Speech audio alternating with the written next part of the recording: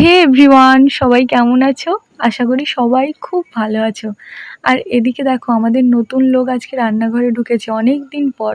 রাতের জন্য পটল আলুর তরকারি বানাচ্ছে। আসলে আজকে আমি একটু ব্যস্ত, কালকের ও দেওঘর যাবে, সেই জন্য ওর সমস্ত প্যাকিংটা করে দিচ্ছিলাম আর ওকে বলছিলাম যে তুমি একটু তরকারিটা তুলে দাও, তারপর আমি দেখে নিচ্ছি। আর ঠাকুরবাড়ি যাওয়া মানেই তো সমস্ত সাদা জিনিসপত্র, তাই আমি ওইগুলো আয়রন করছিলাম। রাতেই সব গুছিয়ে রাখছি, কারণ ও সকাল সকাল বেরোবে। আর জানো তো, এবারে ও দুদিন একা একা যাচ্ছে, তাই মনটা একটু খারাপ করছে।